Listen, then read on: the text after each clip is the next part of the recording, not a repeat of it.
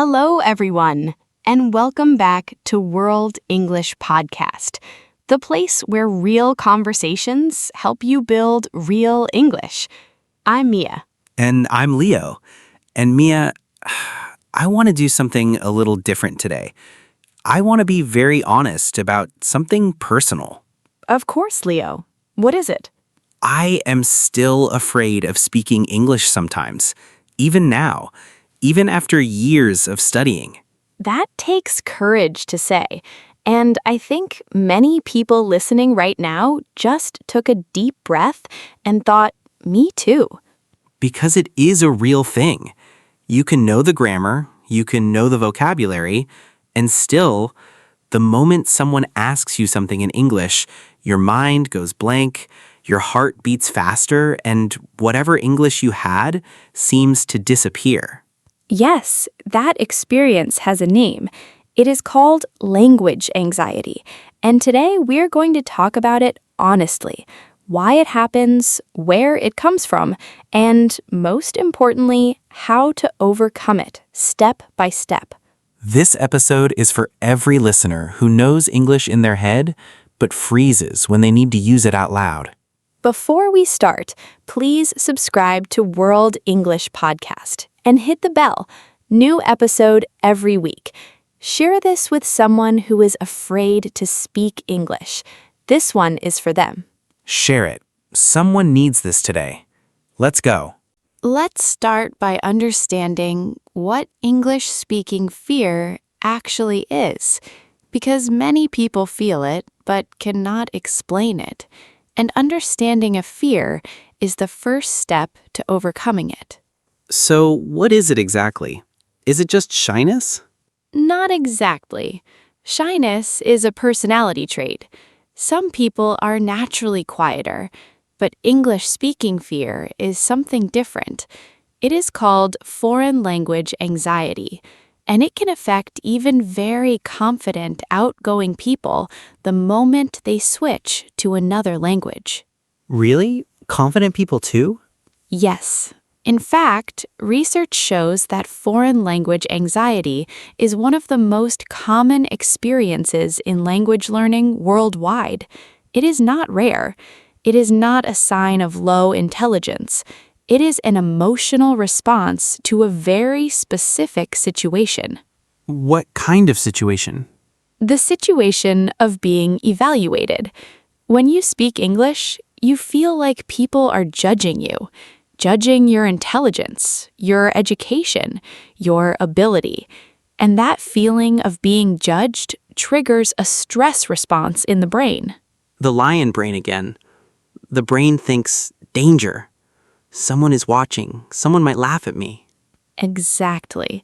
And when the stress response fires, your working memory shrinks. Working memory is the part of your brain that holds information temporarily while you use it. So the fear actually makes the English go away. Yes, you have the English, it is there, but the stress blocks access to it, like a traffic jam on the road between your knowledge and your mouth. That is exactly what it feels like. A traffic jam. Everything is stuck and I cannot get anything out. And the harder you try to push through the jam, the worse it gets. Because trying harder increases the stress, and more stress means more blocking. So pushing harder is actually counterproductive? Yes. The solution is not to push harder. The solution is to reduce the stress, so the traffic starts moving naturally. And that's what today's tips are about. Before the tips, let's understand where the fear comes from. Because most English learners carry fear that was put there by someone else, by a situation, by an experience. And recognizing that source can release a lot of its power. Where does it usually come from? Source 1, a bad experience in the past. Someone laughed at your English. A teacher corrected you harshly in front of others. You made a mistake in an important moment and felt deeply embarrassed. This is me. I had a teacher in school who would correct every single mistake I made in front of the whole class. and I started to dread every English lesson. And that experience taught your brain speaking English is dangerous. If I speak, I will be embarrassed. And your brain remembered that lesson for years. Yes. Even now, when I speak English in public, I can feel that old classroom feeling, that tight feeling in my chest. That is a trauma response, small but real, and many English learners carry it without even knowing where it came from. What is source 2? Source 2, perfectionism. The belief that your English must be perfect before you can speak. No mistakes, perfect grammar, perfect pronunciation. Otherwise, don't open your mouth. This is also me. I would rather say nothing than say something wrong. And perfectionism sounds like a positive quality, but in language learning, it is a prison because language is learned through mistakes. Every mistake is data. Every correction is progress. A learner who never makes mistakes is a learner who never speaks. Source 3? Source 3, comparison. You compare your spoken English to native speakers, and of course, you sound different, and you interpret different as wrong. Yes. I hear myself speak English and I think, I sound nothing like the people in the movies. But here is the truth. There are more non-native English speakers in the world than native speakers. More people speak English as a second or third language than as their first, so your accent is not wrong. It is part of the global English community. My accent is not wrong. It is just different from one version of many versions of English. Exactly. And source 4, lack of opportunity to practice. Many learners study English but rarely speak it, so speaking feels unfamiliar, and unfamiliar things feel dangerous to the brain. So the fear grows precisely because we avoid speaking, and we avoid speaking because we are afraid. A perfect cycle. The avoidance feeds the fear, and the fear feeds the avoidance until we break the cycle deliberately. Tip 1. Redefine what success means. Right now, most fearful speakers define success as 0 mistakes, perfect grammar, native-like pronunciation, and anything less feels like failure. That is a very high bar, almost impossible for most learners. Exactly. So we changed the definition. Success is, did I communicate? Did the other person understand me? Did the conversation continue? If yes, that is success. Full stop. Even if I made grammar mistakes? Even with grammar mistakes. Even with an accent. Even with a pause to find a word. Communication happened. That is the goal of language. Not perfection. Communication. When I think about it that way, I actually succeed in English more often than I thought. Yes, most fearful speakers are communicating successfully but judging themselves as failures because they did not sound perfect. Change the standard. Change the fear. Tip 2. Speak to yourself first, before speaking to others. To myself? Like talking alone? Yes, self-talk in English is the safest speaking practice that exists. There is no audience, no judgment, no one to laugh or correct you, just you and your voice practicing English privately. So I just narrate my day in English? Exactly. I am making coffee. The morning is cold today. I need to... Tip 1. Redefine what success means. Right now, most fearful speakers define success as 0 mistakes, perfect grammar, native-like pronunciation, and anything less feels like failure. That is a very high bar, almost impossible for most learners. Exactly. So we change the definition. Success is, did I communicate? Did the other person understand me? Did the conversation continue? If yes, that is success. Full stop. Even if I made grammar mistakes? Even with grammar mistakes, even with an accent, even with a pause to find a word, communication happened. That is the goal of language, not perfection. Communication. When I think about it that way, I actually succeed in English more often than I thought. Yes, most fearful speakers are communicating successfully but judging themselves as failures because they did not sound perfect. Change the standard, change the fear. Tip 2. Speak to yourself first, before speaking to others. To myself, like talking alone? Yes, self-talk in English is the safest speaking practice that exists.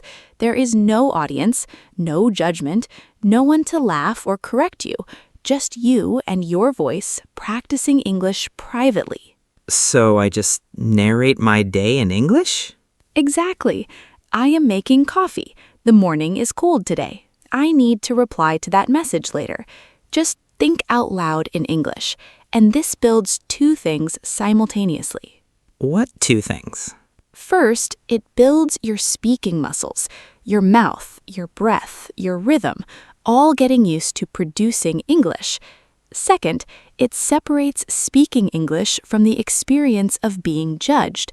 Your brain starts to associate speaking English with something safe and private instead of something public and scary. And slowly, the fear attached to speaking starts to loosen. Gradually, yes, like warming up a cold engine. You don't start with the motorway, you warm up first. Tip 4. Use the 3-second rule. 3-second rule? Yes, when you have something to say in English and you feel the fear rising, count to 3 silently. 1, 2, 3, and then speak.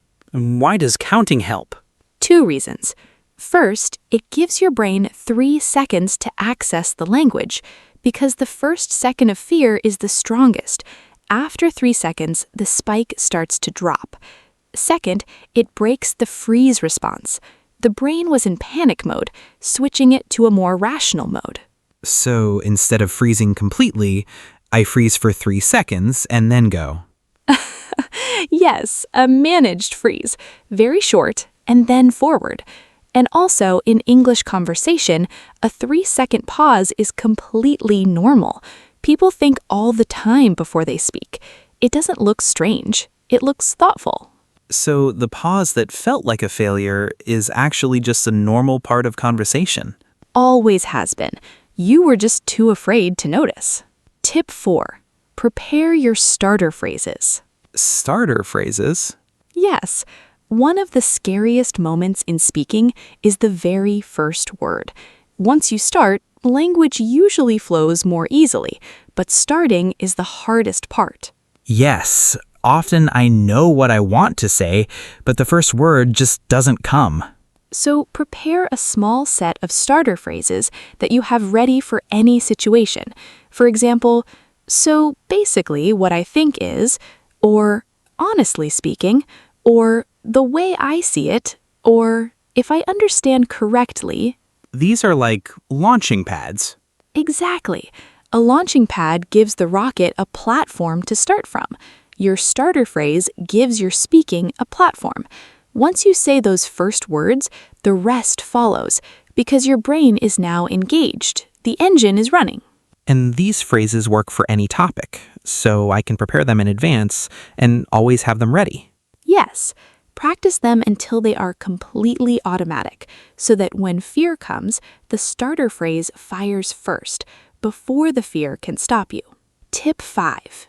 Embrace imperfection publicly, not just privately. Publicly? That sounds scary. I know, but here's the truth. The fear of speaking English only fully heals through actual speaking, not through preparation alone, not through self-talk alone. At some point, you have to speak to real people, and you have to be willing to not be perfect. And what happens when I make a mistake in front of someone? Usually, almost nothing. The reaction you're terrified of almost never happens. Most people don't care about small grammar mistakes. Most people are focused on the message, not the delivery. But what if someone does correct me or looks confused? Then you say, "Sorry, let me rephrase that." Or, "What I meant to say was," These are completely normal things that even native speakers say. Needing to rephrase is not failure, it's communication in progress. Communication in progress, not broken, just moving.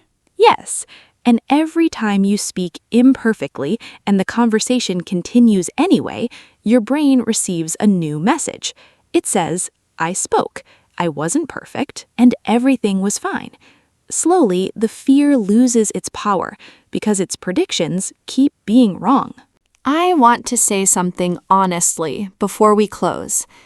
English speaking fear does not disappear overnight, even with all 5 tips.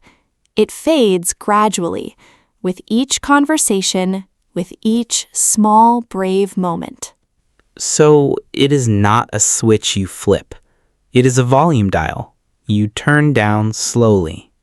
A volume dial. I love that. Yes, the fear might still be there at the beginning of a conversation, but as you keep going, the volume drops. And by the end, you have forgotten to be afraid. I want to share something. Right now, speaking to you on this podcast, I do not feel afraid. I feel natural, relaxed. And a year ago, this would have terrified me. That is real progress, Leo. And the listeners hearing you right now, they are your proof that the fear can shrink, that it does not have to control you forever. If I can do it, anyone can. Anyone can. And we mean that, not as a motivational phrase, as a fact. Vocabulary Tour. 8 words from today's episode. Word 1. Anxiety. A feeling of worry and nervousness about something uncertain or difficult. Example, language anxiety is very common among English learners. Or, her anxiety before speaking in public made her voice shake. Word 2. Trigger. Something that causes a reaction, especially an emotional one. Example, being corrected in public can trigger speaking fear. Or, certain situations trigger his anxiety even years later. Word 3. Avoidance. The action of keeping away from something uncomfortable. Example, avoidance of speaking makes the fear grow stronger. Or, her avoidance of difficult conversations caused bigger problems later. Word 4. Rephrase. To say something again using different words, often more clearly. Example, sorry, let me rephrase that. Or, she rephrased her question when she saw the confused expression. Word 5. Trauma. A deeply distressing experience that has a lasting emotional impact. Example, a harsh teacher can create a small language trauma in learners. Or, emotional trauma can affect how we behave years later. Word 6. Simultaneously. Happening at the same time. Example, self-talk builds speaking muscles and reduces fear simultaneously. Or, she was studying and working simultaneously to achieve her goals. Word 7. Imperfection. The state of having flaws or not being perfect, and that being okay. Example, embracing imperfection is the fastest way to improve your English. Or, there is beauty in imperfection. It shows you are human. Word 8. Gradually. Slowly in small steps over a period of time. Example, the fear fades gradually with each conversation. Or, her confidence grew gradually as she practiced speaking every day. Action steps. 5 things you can do starting today. Let's hear them. Step 1. Redefine success today. Write this down somewhere visible. Success is communication, not perfection. Step 2. Speak English to yourself for 5 minutes today. In the shower, during your commute, while you cook, anywhere. Just speak. Step 3. Prepare 3 starter phrases this week. Honestly speaking, the way I see it, so basically what I think is, Practice them until they feel automatic. Step 4. The next time you feel English fear, count to 3. Then speak, even one sentence, even imperfectly. Step 5. Write in the comments, what is your biggest English speaking fear? Saying it out loud is already a small act of courage, and we read every single comment. Quick recap. English speaking fear is real. It is language anxiety, not weakness. It comes from past experiences, perfectionism, comparison, and lack of practice. Tip 1. Redefine success as communication, not perfection. Tip 2. Speak to yourself first. Tip 3. Use the 3-second rule. Tip 4. Prepare your starter phrases. Tip 5. Embrace imperfection publicly. And remember, the fear does not mean you cannot speak English.